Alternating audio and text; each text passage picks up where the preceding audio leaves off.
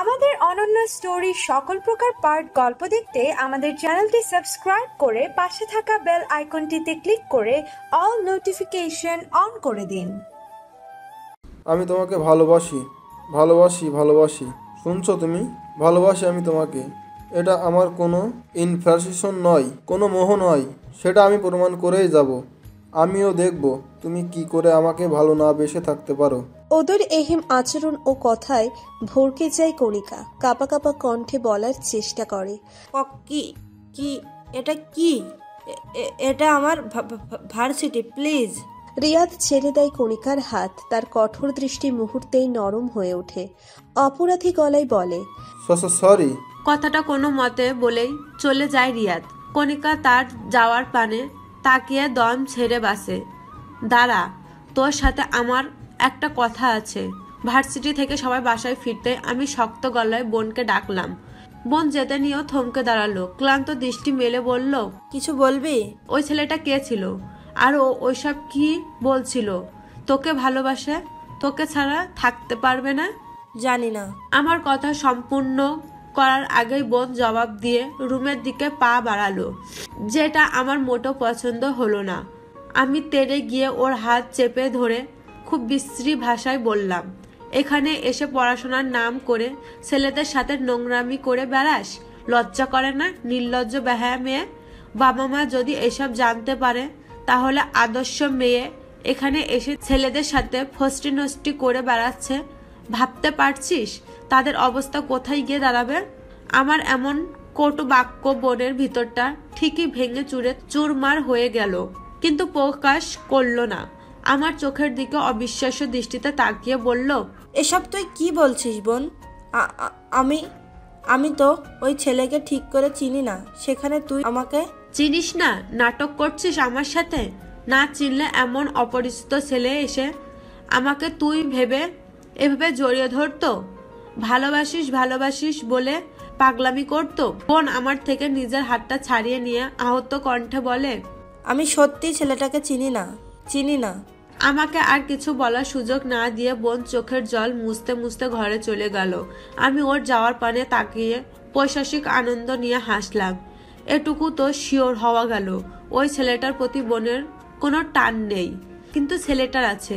আজ ছেলেটাকে পেতে হলে আমায় বোন সাজতে হবে। একবার হাত করতে পারলে আমি কে সেটা ম্যাটার করবে না। আমি আমার মতো প্ল্যান সাজাতে লাগলাম। ছোটবেলার মতো ঘরের বাইরে আমি আবারও কণিকা সাজবো। বোন সেদিন দুপুরে আর বের হলো না ঘর থেকে। হয়তো ওর আবারও জ্বর এসেছিল, আর আমার বিশ্রী কটূক্তি গুলো ওর বুকে ধারালো সূচের মতো ফুটছিল। আমি আর সেদিকে কর্ণপাত করিনি।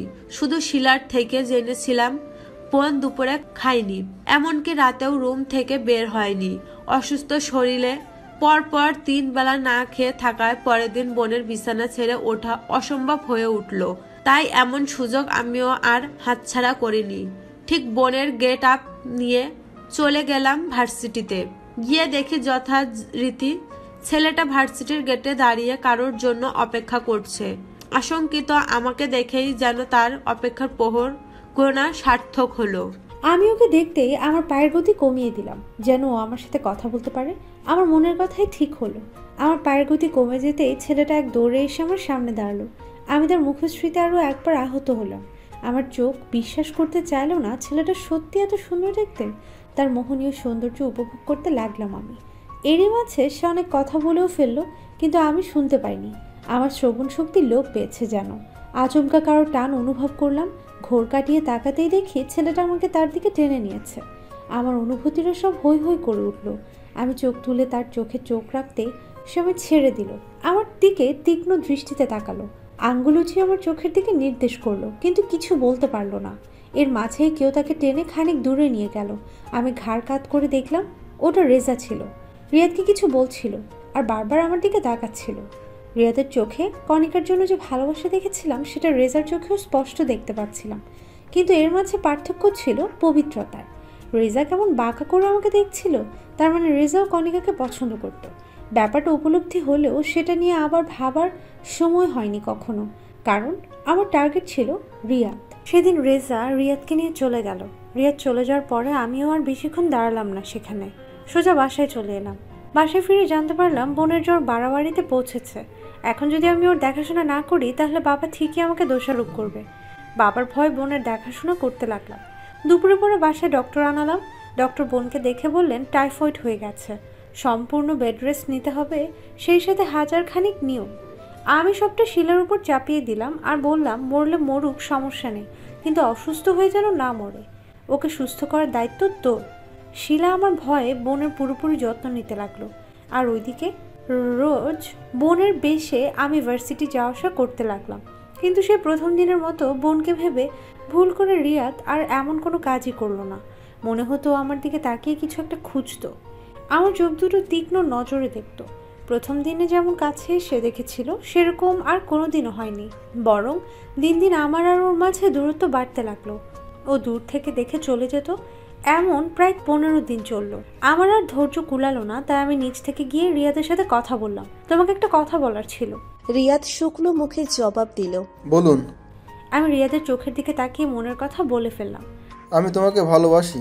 কথাটা অনেক দিন ধরে বলতে চেয়েছিলাম, কিন্তু একটা জড়তার কারণে বলতে পারিনি। তোমাকে দিন দিন যত দেখেছি আমার সব জড়তা কেটে গেছে, তাই আজ বলতে পারছি। আমি সত্যি তোমাকে ভীষণ ভালোবেসে ফেলেছি। আমি জানি তুমিও আমাকে ভীষণ ভালোবাসো। কথাগুলো আমি একদমই বলে ফেললাম। আগ্রহী দৃষ্টিতে রিয়াদের মুখের দিকে তাকিয়ে রইলাম উত্তরের আশায়, কিন্তু আমাকে অবাক করে দিয়ে রিয়াদ হাসতে শুরু করলো। প্রথমে নিঃশব্দে, তারপর জোরে জোরে হেসে উঠলো। আমি বোকার ন্যায় তাকিয়ে আছি ওর দিকে। অবাক কণ্ঠে বললাম, হাসছো কেন? আমি হাসির কি বললাম? আমার প্রশ্নে রিয়াদ হাসি থামানোর চেষ্টা করলো। বড় বড় নিঃশ্বাস নিয়ে হাসির বেগ থামিয়ে বলল, আপনার এই প্রশ্নের সঠিক জবাব এখন দিতে পারছি না, অপেক্ষা করুন, একদিন ঠিকই দিব। এই বলে চলে গেল রিয়াদ। আমি হতভম্ব হয়ে গেলাম ওর কথায়। ও কি বোঝাতে চাইলো? আমি আকুতি ভরা কণ্ঠে ওকে কয়েক পিছু ডাকলাম, কিন্তু ও আর ফিরে তাকালো না, চলে গেল। আমি বাসায় ফিরে এলাম। এসে শুনি কণিকার অবস্থা খুব খারাপ, হসপিটালে ভর্তি না করালেই নয়। মনে মনে রাগ হলো, ওর উপর আমার দুটো কথা বলার খুব বেশি আঁচড় পড়েছে, তাই এমন অসুস্থতা। কথাগুলো ওভাবে না বললেই হতো, তাহলে আর এসব ঝামেলাও পোহাতে হতো না। শিলা বলল, ম্যাডাম আপনি একবার যান তার কাছে, আমার মনে হয় আপনি আপার কাছে কিছুক্ষণ থাকলেও আপা একটু ভরসা পাবে। শিলার কথাই ঠিক, ওর এমন অসুস্থতা হয়তো নিশ্চয়ই মনে মনে আমাকে ওর পাশে চাইবে। আর কিছু না ভেবে ওর কাছে চলে গেলাম।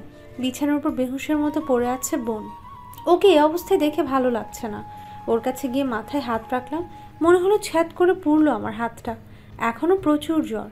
শিলার থেকে চেয়ে জলপট্টির ব্যবস্থা করে কিছুক্ষণ জলপট্টি দিলাম মাথায়। এক পর্যায়ে দেখি ঘোলাটে চোখে দেখছে আমায়। বোন চোখ খুলতে মনে মনে শান্তি অনুভব করলাম যেন। নাক কুচকে বললাম, আর কতদিন অসুস্থ থাকবে বলতো? শিলার হাতের রান্না আমার মুখে রোচে না, জলদি সুস্থ হয়ে ওঠ।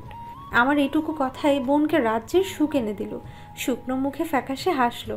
আমি ওর মাথায় হাত বুলিয়ে দিয়ে বললাম, কালকের মধ্যে যেন দেখি সুস্থ হয়ে গেছিস, নয়তো বাংলাদেশে পাঠিয়ে দিব কিন্তু। বোন আবারও হাসলো। ওর এই হাসিতে আজ প্রথমবার কেন জানি রাগ করতে পারলাম না, অসহ্য লাগলো না, শুধু শান্তি অনুভব করছিলাম। বোনের রুমের জানালা গত 15 দিন যাবৎ বন্ধ পড়ে আছে। শিলাকে বলে সব জানালাগুলো খুলে দিলাম। অসুস্থ থাকা অবস্থায় প্রাকৃতিক আলো বাতাসে জরুরি আছে। আমি আর বসলাম না, নিজের ঘরে চলে গেলাম। চেঞ্জ করতে করতে ভাবতে লাগলাম রিয়াদের কথাটা কি বোঝাতে চাইলো সে। রাতে আরেকবার দেখতে গেলাম ওর শরীরের কন্ডিশন কেমন। মনে মনে ভেবে রাখলাম কাল সত্যি ওকে নিয়ে একবার হসপিটালে যাব, প্রয়োজনে হয়তো অ্যাডমিট করব। এভাবে বসে থেকে কিছুই হবে না, উল্টো ওর শরীর অসুস্থ হবে। মনে মনে ভেবে রেখে বোনের ঘর থেকে বেরিয়ে এসে দরজা চাপিয়ে দিলাম। তারপর শিলাকে বলে শুতে চলে গেলাম। রাত 2টা।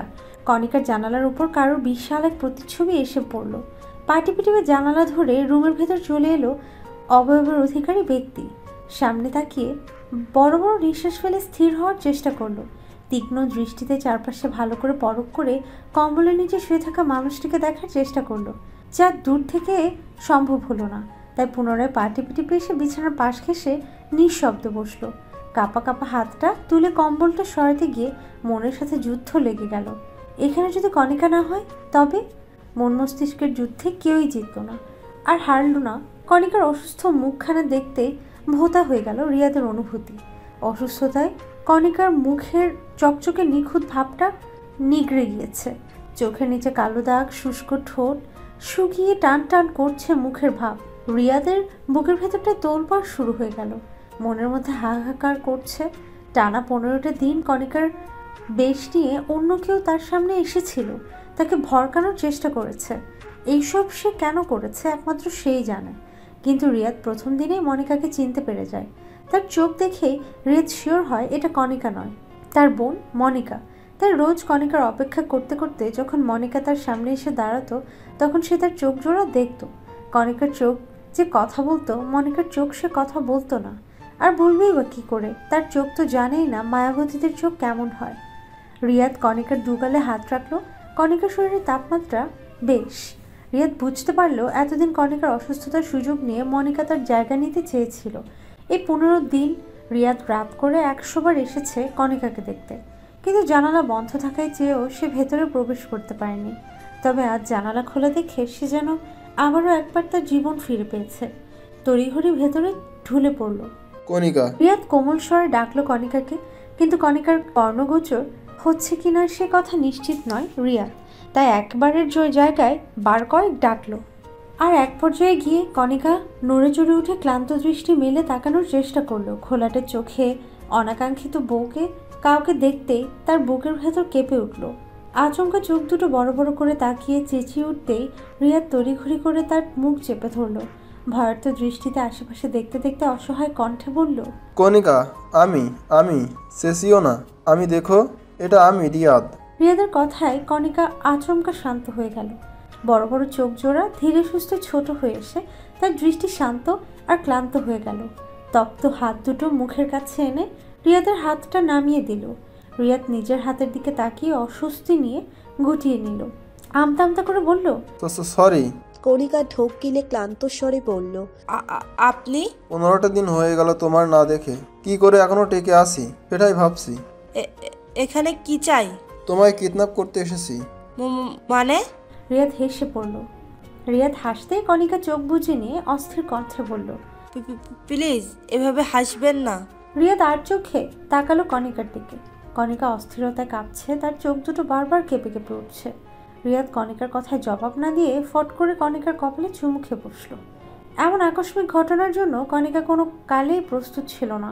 চাপা আর্তনাদ করে বলল, এটা আপনি কি করলেন? শোনো মায়াবতী, আমাদের বংশীয় কিছু গোপন জুলুম আছে, যে সেটা চাই সে যদি সেটা পায় তাহলে কেড়ে নিয়ে আসে। তো আমি ভাবছি তোমার ক্ষেত্রেও আমি এমন নিয়ম প্রয়োগ করব। আমি যেটা চাইছি সেটা যদি না পাই তাহলে সেটা আমি জোর করে আদায় করব। এখন বলো তুমি কি চাও, আমি তোমায় তুলে নিয়ে যাই। বাইরে কিন্তু আমার পুরো গ্যাং অপেক্ষা করছে, আমার একটা ইশারাতে তোমাকে এখান থেকে তুলে নিয়ে যাবে। রিয়াদের এহেম কথায় কণিকা ভরকে গেল। ভয়ার্থ দৃষ্টিতে জানালার দিকে একবার তাকিয়ে বিছানার সাথে আরও সিটিয়ে গিয়ে বলল, আমি চলে যাব। রিয়াদ এক ভুরু উঁচিয়ে পড়ল, কোথায় চলে যাবে? আপনাকে কেন বলবো? আপনার থেকে পলাতেই তো চলে যাব। রিয়াদ মুখ বাঁকিয়ে বলল, তো কি হয়েছে? তুমি কি ভাবছো আমি তোমাকে খুঁজে পাবো না? তুমি পৃথিবীর যে প্রান্তেই যাও না কেন, মনে রেখো রিয়াদ আহমেদের তাৎক্ষণিক দৃষ্টি সেখানেই থাকবে। তার চোখের ফাঁকি দিয়ে পালানোর সম্ভব না সুইটহার্ট। কণিকা ঠোঁট কামড়ে ইনোসেন্ট মার্কআপ ফেস করে বলল, এই রিয়াদ আহমেদটাকে? কণিকার এমন প্রশ্নে রিয়াদের চোখে মুখে এক্সপ্রেশনও উড়ে গেল। বোবা চোখে কণিকার দিকে তাকিয়ে বলল, it's me Riyad Ahmed, the brigadier general Riyad Ahmed. যদিও এখনও পুরোটা পদবিটা পাইনি, তবে অতি শীঘ্রই পেয়ে যাব। রিয়াদের মুখে তার পরিচয় শুনে কণিকার চোখ জোড়া চড়ক গাছে উঠে গেল। ছোটখাটো একটা হা মার্কা রিয়াকশন দিয়ে বলল, আপনি ব্রিগেডিয়ার? জি ম্যাম। কণিকা ঢোক গিলে অসহায় কণ্ঠে বলল, আপনি সত্যি কি আমাকে কিডন্যাপ করতে এসেছেন? রিয়াদ কণিকার খুব কাছে এগিয়ে এসে ফিসফিসিয়ে বলল, তুমি রাজি থাকলে সত্যি সত্যি কিডন্যাপ করব। রিয়াদ আচমকায় কাছে এসে পড়াতে কণিকা ভয়ে চোখ জোড়া বন্ধ করে নিল। জবাবে কি বলবে তার আর মাথা এলো না। কণিকাকে পুনরায় চোখ বুজে নিতে দেখে রিয়াদ মুচকি এসে কণিকার চোখের পাতায় চুমু এঁকে দিল। আবারও একই কাজ করাতে কণিকা চাপা আর্তনাদ করে চোখ খুলল। রিয়াদ তখনও কণিকার কাছে, এক চুলও সরেনি। কণিকা চোখ খুলে তাকাতে রিয়াদের চোখে চোখ পড়ল। কি অদ্ভুত নূর রিয়াদের মুখে। কণিকা ঢোক গিলে কিছু বলতে নিলে রিয়াদ বলল, আর ঠিক 3 দিন বাদেই বিশ্ব ভালোবাসা দিবস। আমার মনের কথা জানিয়ে দিয়েছি, এবার তোমার পালা। আমি জবাবের অপেক্ষায় থাকব, ঠিক সেখানটাই তোমার জন্য অপেক্ষা করব, যেখানটাতে আমাদের প্রথম দেখা। আমি অপেক্ষা করব।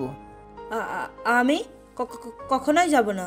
আমি অপেক্ষা করব, তুমি আসবে আমি জানি, তাই আমি তোমার অপেক্ষায় থাকব। কথাটা বলতে বলতে রিয়া জানালা ধরে নিচে নেমে গেল। কণিকার তার যাওয়ার পানে তাকিয়ে বিচলিত কণ্ঠে বলল, আমি যাব না, সত্যি যাব না। কিন্তু পরদিন বোনের জ্বর সত্যিই কমে গেল। আমি আর শিলা তো তাজ্জব বনে গেলাম, এত জ্বর মাত্র এক রাতের ব্যবধানে কমে গেল, এটা কি কোনোভাবে সম্ভব? শিলা আমাকে বলল, ম্যাডাম আপনার জন্যই আপা সুস্থ হয়ে উঠেছে, আপনাকে আপা সত্যি খুব ভালোবাসে। আমি শিলার কথা শুনে বিরক্তি প্রকাশ করলাম। ভালোবাসে না ছাই, সেটা কদিন পরেই বোঝা যাবে। যেদিন বোন সুস্থ হলো সেদিনই ও ভার্সিটি যেতে চাইলো। কতগুলো দিন গ্যাপ হয়েছে, কত পড়া মিস হয়ে গেল, এসব ভেবে ওর মাথায় হাত। আমি ওকে বললাম, মাঝে মাঝে আমি গিয়েছি ভার্সিটি, ওর যা দরকার সব নায়রা রিনাতের থেকে কালেক্ট করে নিয়ে এসেছি, তাই আজ তাড়াহুড়ো করে কোথাও যাওয়ার দরকার নেই। বোন আমার কথা মেনে এক কথাতেই রাজি হয়ে গেল। সুস্থ হতেই সে আবার আগের মতো হয়ে গেল। বাসার সব কাজ রান্নাবান্না সব নিজেই শুরু করলো। দেখতে দেখতে 14 ফেব্রুয়ারি এসে পড়লো। আমি গত 2 দিন ধরে ভেবেছি আজকের দিনে আমি রিয়াদকে আবারও প্রপোজ করব। আর যদি প্রপোজালে রাজি না হয় তাহলে নিজের সম্মানের উপর দাগ লাগিয়ে রিয়াদকে ফাঁসাবো। আর একবার রিয়াদ ফেসে গেলে ওকে আমাকে বিয়ে করতেই হবে। যেমন ভাবা তেমন কাজ, খুব সুন্দর করে সেজেগুজে চলে গেলাম ভার্সিটিতে। আমি জানতাম না বোন বেরিয়েছে কিনা, দেখারও প্রয়োজন মনে করিনি, কারণ প্রতি বছর বোন এই দিনে কোথাও যায় না, বরং রুমে বসে নিজের মতো করে পড়াশোনা করে। আমি চলে এলাম ভার্সিটি। স্টুডেন্টরা আজকের দিনটা পালন করার জন্য বেশ ঝাঁকজমক করে সাজিয়েছে, হয়তো কোনো পারফরমেন্স হবে। আমার মন বলছিল আজ রিয়াদ কণিকার খোঁজে এখানে আসবে, আর এতক্ষণে এসে পড়ার কথা।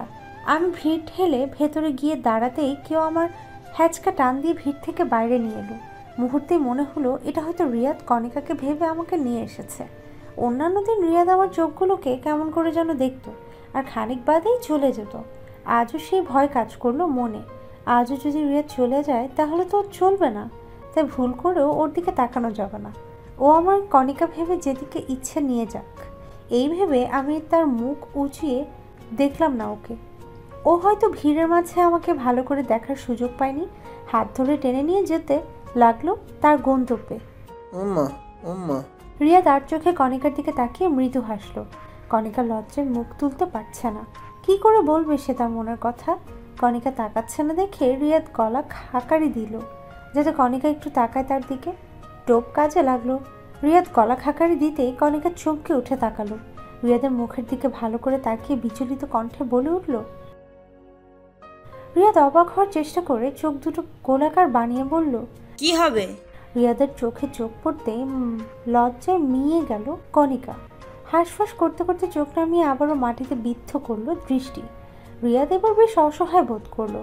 অসহায় কণ্ঠে বলল, আমার থেকে কি এই মেয়েটিকে বেশ পছন্দ হয়ে গেল নাকি? ভুল করেও একবার আমাকে দেখা হচ্ছে না বলি এত লজ্জা পেলে ম্যাডাম এখানে আসলে কেন?